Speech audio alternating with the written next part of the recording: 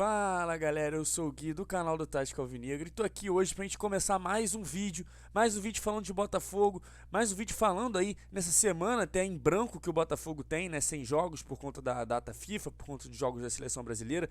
A gente só volta a campo na próxima quarta-feira e a gente já sabe que volta a campo na próxima quarta-feira contra o Goiás com uma equipe que vai ter um desfalque muito importante. É claro, o desfalque também vai existir no gol por conta do Gatito que vai estar com a seleção, mas um desfalque muito importante no meio de campo que eu quero abordar bastante aqui, que é a ausência do Eduardo e como ele implica ali, como ele participa tanto do movimento ofensivo do Botafogo quanto do movimento defensivo do Botafogo nos últimos jogos. O impacto que ele tem nas transições, o impacto que ele tem na forma de se organizar da equipe do Botafogo e todas as características desse jogador que vão ser difíceis de ser substituídas, mas a gente também vai falar isso aqui no vídeo, tentando encontrar um melhor substituto, já pensando no adversário desse jogo de quarta-feira, que é o Goiás. Então, sem mais enrolação, já vai deixando o seu like, já vai se inscrevendo no canal, compartilha esse vídeo aqui com seus amigos botafoguenses, vamos espalhar essa palavra do Tática Alvinegra aqui no YouTube, para diversos botafoguenses, a gente alcançar o maior número possíveis de inscritos aqui no nosso canal. Então, partiu, bora começar.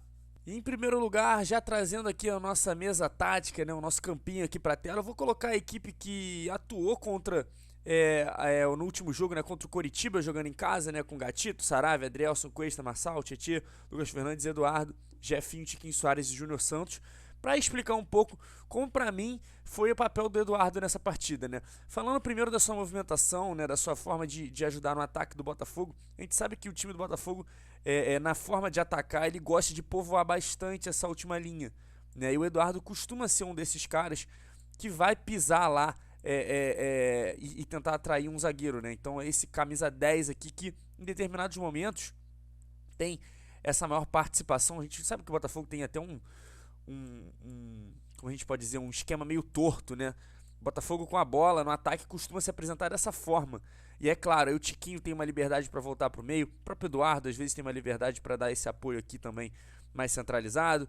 O Jefinho às vezes cai por dentro, aí quem entra aqui é o Marçal. Então, enfim, o Botafogo é um time assimétrico na forma de atacar e pegando o impacto do Eduardo nesse time, em primeiro lugar, o Eduardo é um atacante, um meia atacante, que vai chamar muita atenção defensiva por conta do porte físico dele.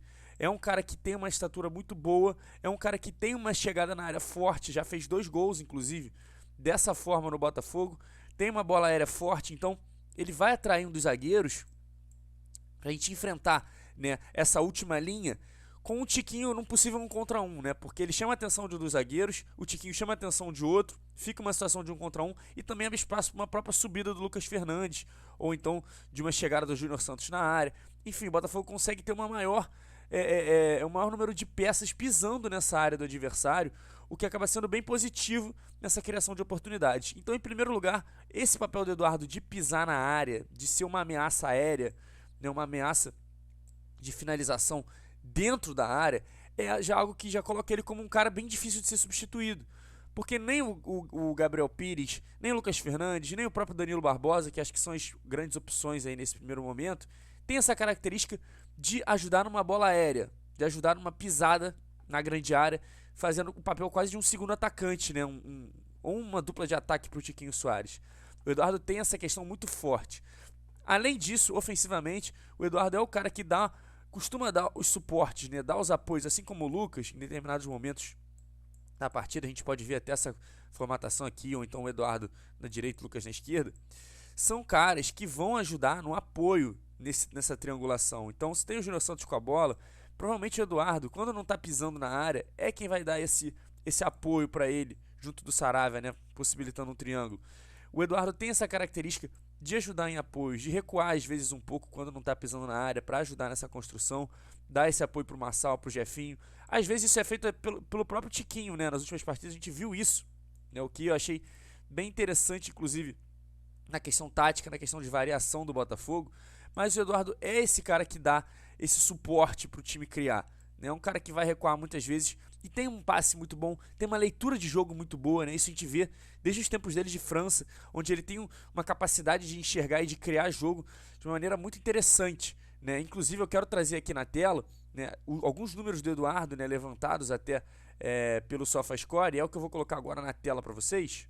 E até repetindo, né, esse número aí que eu trouxe no último vídeo, essas estatísticas, mostra como o Eduardo tem essa participação nas criações de chances claras do Botafogo. É um cara que cria muito jogo, né? Passando rapidinho, né? Só colocando na tela de novo para mostrar para vocês como ele tem essa participação no suporte, essa participação na criação de jogadas perigosas. Ele tem um impacto muito forte no ataque do Botafogo que a gente não consegue ver talvez um outro jogador tendo tal impacto, tal dinamismo na equipe do Botafogo, né? São 9 jogos, 2 gols, 1 assistência, 10 passes decisivos, né? 4 chances claras criadas. É um cara que tem uma capacidade muito forte de gerar perigo ao adversário, coisa que a gente não tem no elenco para ocupar a vaga que ele tem, né? Claro que a gente tem o Gabriel Pires, que também é um meia articulador, um meia que cria muito, mas não da maneira que o Eduardo pode criar, né? E é isso que eu quero falar, inclusive, mais pra frente. E agora eu quero dar uma passada na questão defensiva do Eduardo, como ele agrega nesse time do Botafogo e por que ele é único. E voltando aí ao nosso campinho, então, pra gente conseguir deixar na prática esse impacto, a gente tem reparado nas últimas partidas o Botafogo apresentando uma nova maneira de marcar e de se posicionar em campo, principalmente depois da chegada do Tiquinho, né? Uma defesa numa espécie de 4-1-3-2, né? Com o Jefinho e o Júnior Santos voltando para compor essa linha de meio, né? O Lucas Fernandes mais centralizado e o Tietê, né, sendo o cara entre as duas linhas ali de marcação. E aí o Tiquinho e o Eduardo eles têm um papel muito importante nessa marcação, porque são os dois caras que vão subir para atrapalhar na saída de bola.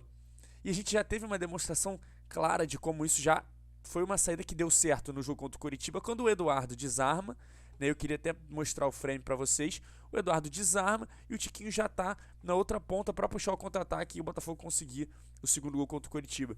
Então, é um cara que tem esse vigor físico, essa intensidade para subir uma pressão, para apertar a marcação e dar ali um calor na defesa adversária, que eu não vejo talvez um outro jogador tendo esse mesmo impacto físico na questão defensiva e na questão de pressão do time do Botafogo.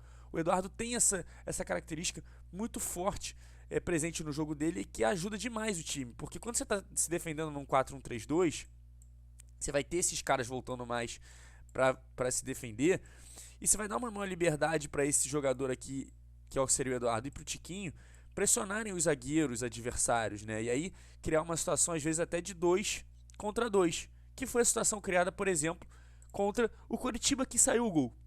Então o Botafogo conseguiu explorar bem essa questão e o Eduardo tem esse impacto, esse vigor físico para fazer essa recomposição. E é claro, se o Botafogo tiver um pouco mais preso no campo de defesa, ele vai ser o cara que vai afunilar aqui, né? Trazendo um pouco o time do Botafogo para trás, né? Aí o time já muda às vezes e pode ficar ou num 4-1-4-1, né, nessa formatação aqui, ou até mesmo no Lucas Fernandes recuando junto do Tietê, e aí a gente teria um 4-2-3-1, né, mais original, e o Eduardo fechando mais centralizado, porque ele também acaba sendo esse cara de enganche, esse cara que vai fazer a conexão numa transição, né, defensiva barra ofensiva. Então é um cara que tem características que eu não vejo outro hoje no elenco conseguindo executar de maneira tão bem executada como é o Eduardo. E aí a gente entra, né, na grande questão do vídeo, né, como eu já falei, que quem irá substituí-lo? Né? Quem irá substituí-lo? Eu já quero saber de você aí nos comentários quem você colocaria no lugar do Eduardo para substituir essa ausência no jogo contra o Goiás. Porque na minha opinião, eu vou mudar aqui ao vivo com vocês, melhor encaixe talvez, né? Não melhor encaixe, mas a melhor saída, pensando numa partida em que o Botafogo pode priorizar de uma certa forma ali a solidez defensiva, cara, eu vejo, sendo bem sincero, um jogo também de trocação, porque o Goiás gosta desse estilo, e para tentar se prevenir, para tentar se resguardar talvez no início de partida, não acho que seguiria nesse estilo de jogo até o final, mas para se resguardar no início de partida, eu acho válido a gente começar talvez com o Danilo, né? Com o Danilo dentro de campo e explorando essa questão de ter um Lucas Fernandes mais adiantado, sabe? Então eu vou colocar o Danilo Barbosa aqui e a gente volta àquela máxima, né, de um Lucas Fernandes mais adiantado, participando mais da criação, participando mais da chegada ao ataque, porque para mim ele tem essa chegada até, por mais que não seja uma ameaça aérea, ele tem essa finalização, ele tem essa chegada, ele tem essa dinâmica, né, Não tanto vigor físico quanto o Eduardo, na minha opinião, mas ele tem essa mobilidade que eu ainda acho que o Gabriel Pires não tem, não consegue agregar num jogo de 90 minutos. Então, o Lucas Fernandes, para mim, seria essa peça de substituição, uma peça que pode se encaixar melhor até, né, num eventual 4-1-3-2, e aí você pode dar mais uma liberdade para o Tietê, ou você pode talvez se defender num 4-4-2, ou trazer o próprio Lucas Fernandes para trás, né? E aí voltar naquele 4-2-3-1, como eu falei. Mas é um cara que eu acho que se assemelha hoje um pouco mais ao estilo do Eduardo, sabe?